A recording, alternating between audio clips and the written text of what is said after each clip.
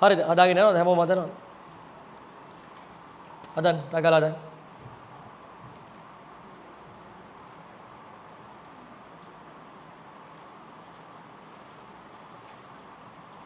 ඇයි නියම ඔළුව. හරිද? මචං කීයද උත්තරේ? හදනේ උන්ට කියන්නේ මේක හදන්න පොඩ්ඩක්වත් දෙයක් නැහැ.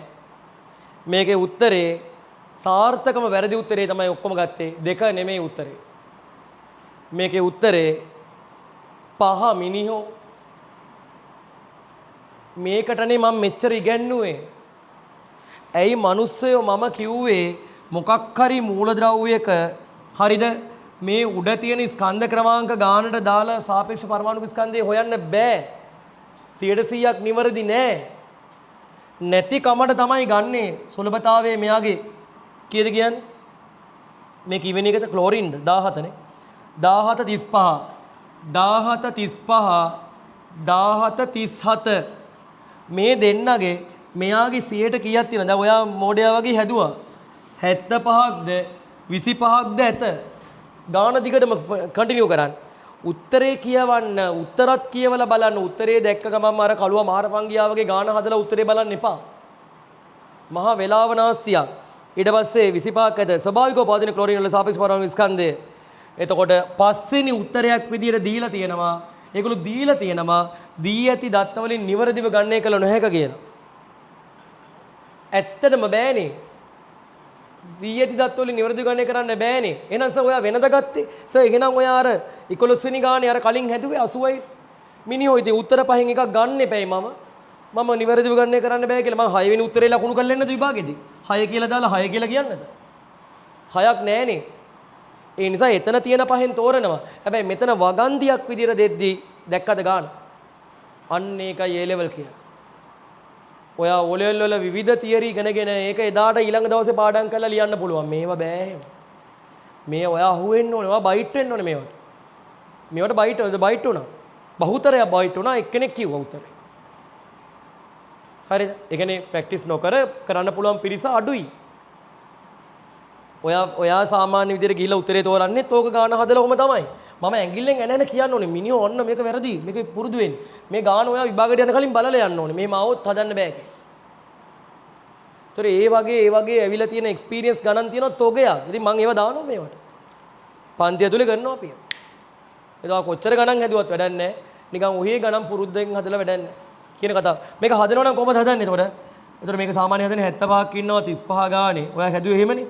25 ගානේ ඊටු 37 ඉන්නවා.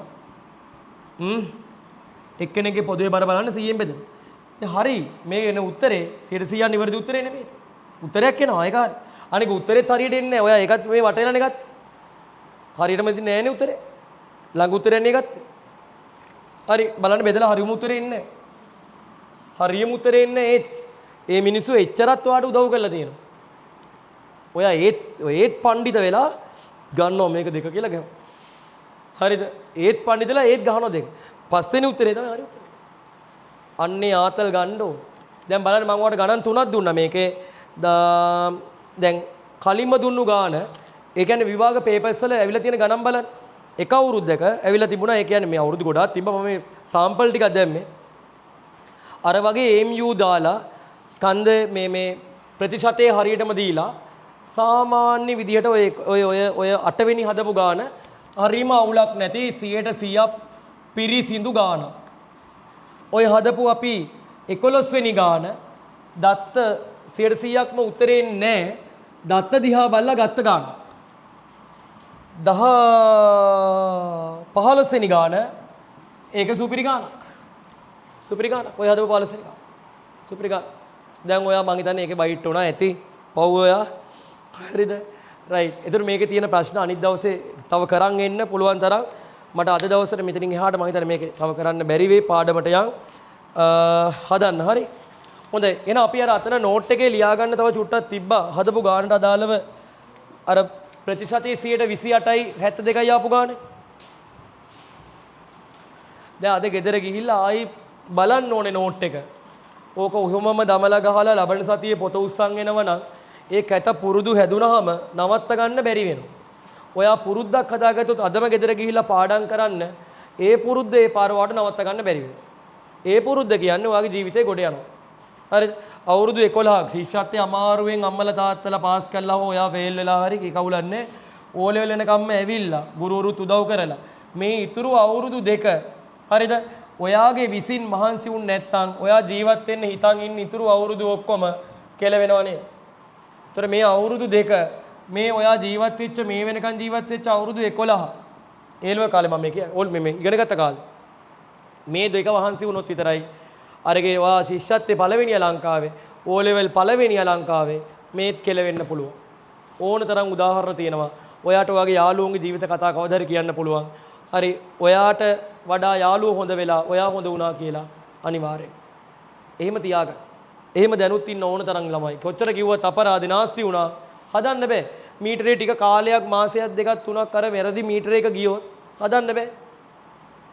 ඒක සාමාන්‍ය දෙයක් නේ. අර කුරුල්ලෝ දෙන්න වැටෙන දෙපැත්ත වැටෙනවා වගේ තමයි. අපි අර බුද්ධාගමේ කියන්නේ මේ ගිරව් දෙන්නගේ කතාව. ඒ වගේ තමයි. හරි